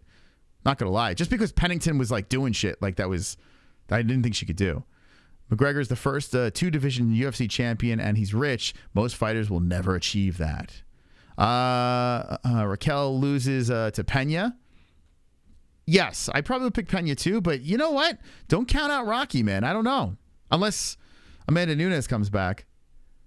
I thought Blanca would have been significantly stronger to avoid the takedown. Still kind of green, I guess. Wonderful. Yeah, I see what you did there. Bueno-Silva didn't use her shock attack or that upward strike that Blanca does, right? The two hands open. Yeah, she didn't. Well, you paid $85. I did pay $85, and I got to be honest with you. I didn't listen. Was I happy with the outcome? No. I pay for all the fights. I'm one of the reasons why the UFC is around. I'm proud of that. Holyfield was rich to Rocky with that right hand. Stress at KC. Shit happens, his legacy. Yeah, so listen, I was very impressed by Raquel Pennington getting the job done in that fashion. Another fight on this card that was fucking wild. Neil Magny comes back and finishes Mallot. Derails the hype train from Canada. Canada had a fucking horrible night. I could understand if you're from Canada and you thought this card was horrible. I get it. Because even you were on Team America in the main event, and even Team America failed you. I mean, really, the judges failed you. Not really Team America. The judges failed you. But regardless, bad night for Canada, unless the women's MMA. Mallot lost. And he was laying on that mat. Neil Magny, just that shitting and grin on his face. Unbelievable, man. Like I said, I only got 2 fights right on this card. I fucking shit the bed on this card massively. Last week I had only 2 wrong. This week I had only 2 right. It was nuts. And I got to be honest with you, even a card that's subpar, if a bunch of underdogs win, I'm down, man. I'm down. I'll take it. I'll take it on the chin. And in this fight, good for Neil. I'm not a Mallot fan, really. I believed in his skill set. I thought he was going to finish Magny. He looked very good the first 2 rounds. Looked very strong. But Magny fucking finished him. The gas tank went down and Magny was still got it in him. Got the job done. And what? Shit, man. It's craziness. Canada, we need, I don't know. Where's the next GSP? Wonderful. 8 unders 1. Yeah, it's insanity, man. D-Man. What up, Big Mystical? Myra BS has this damn I didn't expect you to be such a strong bull Birch lesbo look on her face. Yeah, Myra was like, wait, this wasn't how it was supposed to go down. Man, that was nuts. But good for Pennington. She seems like a nice girl. I know we make a lot of lesbian jokes. My gay brother-in-law was making some lesbian jokes. Go after this stream, go back to our fight reaction stream. It's split in 2. There's a part 1, part 2 because the stream just conked out on us. But dude, everyone came back in droves for the second stream, and it was amazing. It felt so good to have everyone come back. So I really appreciate that. But if you want to see any of the reactions, go back to those and jump in the comment section. Let me know what you think. All right, moving on to Chris Curtis. First round was horrific, but then turned into a banger. I mean, the fight was actually really good. The second and third round, fantastic. It was a split decision. Chris Curtis did enough to get his hand raised, needed the win in the worst way. I mean, you can't afford to lose another one, Chris. He went in there, Canada, got the job done, main card. He was on the press conference. His boy Sean was on the card. So good for Chris, man. I'm very happy for Curtis. And hopefully he'll get back on Twitter and X. And maybe, just maybe, he'll be back on the MMA-Holes. We'll see. Should I reach out? Let me know. Actually, you know what? Let me know in the comment section because I'm probably going to miss some of your comments during the live stream. So when the stream is done, do we bring back Action Man? Or hit him up on social media. Probably Instagram would be the best way to get him. All right, what else? Arnold Allen. I am going to stand by this. First off, let me say this. Arnold Allen looked like hot trash. All credit goes to Evloev. Evloev earns the win, okay? It's not, and nothing is Evlov's fault in this fight. He had a solid performance, a dominant performance, and he looked very good. But there was an exchange where 3 knees landed. There was a stoppage. I showed the Unify rules. I'm still waiting on people to send me these magical Canada rules, but I seen the Unify rules with my own eyes. I read it to you guys earlier. I'm not going to fucking beat a dead horse here. But I have to be honest with you. I think that stoppage to give Evloev a break was bullshit. And I think Allen was about ready to finish him there. I really do. Those 3 knees were landing smash on the side of the fucking head. He was not grounded. I truly believe that sequence was going to be the finishing sequence. Allen knows how to finish a fight. And that being taken away just took all the wind out of the sails. Evloev went back to the game plan, got his hand raised. Good win by the Russian, stays undefeated. But Jesus Christ. And I know you're saying he was grounded, but you have no proof. You go to the Unify rules. You're supposed to have your hand flat on the mat. His hand was not flat on the mat. I don't know how many fucking times I got to say this. It was not flat on the mat. Okay? But, you know, I truly think money, I think gambling, really fucks things up. You know? I think gambling fucks things up. But Allen looked like shit, so he deserved to lose anyway. Anyway, Brad Katona versus Armfield. How about this? Armfield getting the win. This fucking Canadian asshole. By the way, Brad Katona, I don't give a shit that you won your Ultimate Fighters. 2 of them. I don't give a shit anymore. You need to get your Mars Attack ass and get the hell out of the UFC. You're a solid fighter, but I don't need to see it anymore. I'm kind of over it. Good for you, Armfield. I'm glad you won. This was so goddamn funny, the Charles Jourdain fight and Woodson fight, because at the end, Bruce Buffer says Sean Woodson's name, raises his hand, but Charles Jourdain thought he said his name, and he like went to get the mic. He's like, yeah, thank you, God. Thank you, Jesus. It was the funniest fucking thing ever. I picked Jourdain. Woodson gets the win. No, you suck, Jourdain. I don't know what you want me to say. No, I don't know. Woodson had a good game plan. He's a very odd striker. Do I see champion? No, but he's quirky. So that's the thing. Sidey loses to Tavares. Split decision. Good bounce back win, but motherfucker missed weight, so he can go suck a dick. Jillian Robertson versus Polyana Viana. Performance of the night. Very solid win on a can. That's an OnlyFans prospect. Lainez lost to an underdog in Patterson, like Sonosi said in the chat. 8 underdogs lost on this card. 8 of them. I mean, 1 on this card, excuse me. All the male Canadians lost on this card. It was insanity. But even with the Canadian males losing, I'll say this. That crowd was still electric. All the way to the main event. Like, they may have been booing the ladies. I don't know. I wasn't listening to that. I didn't watch the replay on that. But the main event came. The crowd was chanting. All the way into the 5th round, they were chanting. So shout out to the Canadian crowd. You guys turned up, and you maintained that energy. So I appreciate that. Darwin Gurr says my picks were horrible. Yeah, you're not. I mean, man, mine were too, man. It was fucking brutal. That might be one of the worst weeks I've had. I don't remember winning only 2 fights ever, but we need that. We've been getting a lot of fight cards where a lot of favorites are winning, and then you have those like occasional upsets that are throwing everyone off. So we kind of needed a card like this. Jasmine battered Cochera to the point where I truly believe that the corner, I don't know, did Ariel bring this up in the interview? Let me know in the chat if he did. But I was yelling about it on stream that, I mean, the ref could have stopped it multiple times, but the corner, I think the corner should have fucking just thrown in the towel. There was no reason Cochera should have taken the beating she has taken in this fight. 326 strikes to 26. I shit you not. 326 strikes to 26. And the funny part is 93 significant to 24 overall, which is kind of crazy. But still, the strikes that were landing on this woman's face, and a lot of them were head strikes too, which were nuts. Doesn't have it broken down here, but like if you go per round, I don't have the full breakdown. But anyway, most of them were head strikes. Dude, it was bonkers. Jasmine was just lighting this girl up.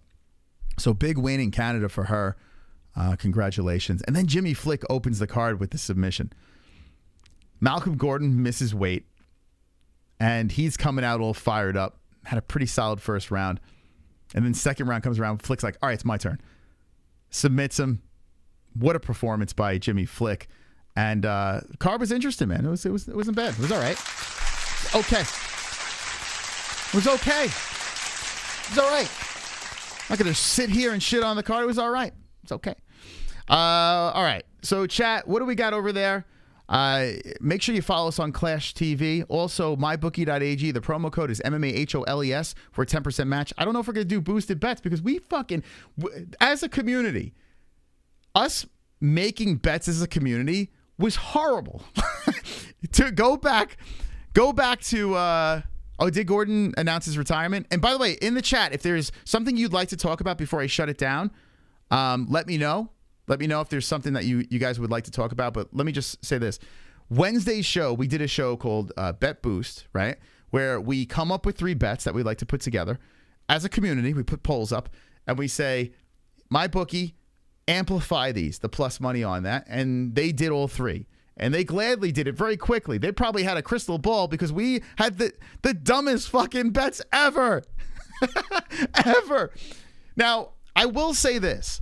If the decision in the main event for Strickland versus Duplessis went the correct way, the way I broke it down in the beginning of the stream, there would be no issues. We would have won 2 of those bet boosts, right? And we would be up plus money. It wouldn't even be a question. We wouldn't be crying. We would be like, oh, this is fantastic. Look, we did it. Baby, we did it. You know, because Chris Curtis won, and we had 2 boosted bets where it was Curtis and Strickland just wins. You get paid. I was like plus, what, 200? I can't remember. And then there was the ultimate boost, Sean Strickland by decision. We were 1 judge away from getting a, what, plus 400 on that? 1 judge away. So let me give you the silver lining. We were literally a judge away from taking the money from my bookie. So maybe, just maybe, we'll do another bet boost before another pay-per-view. I'll talk to them and see what happens. But let me know in the chat. Would you want to see another Wednesday show of a bet boost? Let me know. And also, let me know. Yeah, maybe it's a curse from my bookie. I have no idea. But it was fun. It was fun doing it. And it was fun. Actually, it made the night more fun. For me, at least. I had a lot more fun, like, trying to see if those would play out. Those boost bets were sus. I mean, one judge, do you think they were in the judge's ear? Do you think they got into one of those judges' ears and say, hey, man, you better pick Duplessis? We're about to lose a lot of money. Maybe. More bet boosts? You down, D-Man? All right. That's 1. Or let me know in the comment section down below when we're done as well. All right. I'm going to tell you what, because I don't know. I think I covered everything I want to. But I do want to do a quick raid on the way out. Okay? Remember, Frankie Edgar's coming on the show Wednesday night. Frankie Edgar coming on the program Wednesday night. Okay, we're good. Yeah, so Hall of Famer Frankie Edgar, movie star Frankie Edgar, and another special guest as well, another movie star, the lead actor of the movie that Frankie Edgar's in is coming on Wednesday night. So please, 9 p.m. Eastern time is when we're going live, okay? I want you all in attendance. I want to see you here because I might even just do this. We're going to have Frankie on as the first guest, and our second guest, we're going to have the lead actor of this movie, okay? If you guys want to call in and talk to a Hall of Famer, you got to be here live. So if we have time at the end of his interview, I'll bring some calls in, and you guys could actually talk to Frankie the Answer Edgar, or you can talk to the movie star that's coming on Wednesday night. So tune in Wednesday night, 9 p.m. Eastern time. We're going to be live for that. And my one last thing I'd like to do before we go, help out a friend over here, have a little fun. Let's do this. Okay. I'm not going to say his name. You got to see the movie, and I'll introduce you to him on. I'll introduce you to him on Wednesday night. I got to tease something. Well, if you saw the movie, you know who it is. But the lead actor of this movie. You don't give a fuck about Frankie Edgar? Hold on a second. Casual. It's okay, man. You can be a casual. All right. Going over to Angel Gotti. Mods, can you help me out? Going over to Angel Gotti's stream over here. This is the daughter of John Gotti. The actual John Gotti. She is live right now. I'm going to ask you guys to go over there and just beat it up with Wonderful Wonderful. Let's do a quick raid on our way out. We're going to have a little fun over here. Okay. After a while, after you lose so many people. Okay.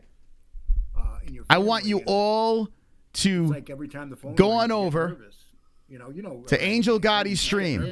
And if our members over there in the chat or our moderators in the chat, if you can drop the link in there, okay? And just put Wonderful Wonderful. I want to fucking spam their chat with Wonderful Wonderful. And as we say goodbye to you guys over here, I want to see you guys in the chat, baby. I want to see you guys. I want to see you take over the chat. Just drop Wonderful Wonderful like crazy.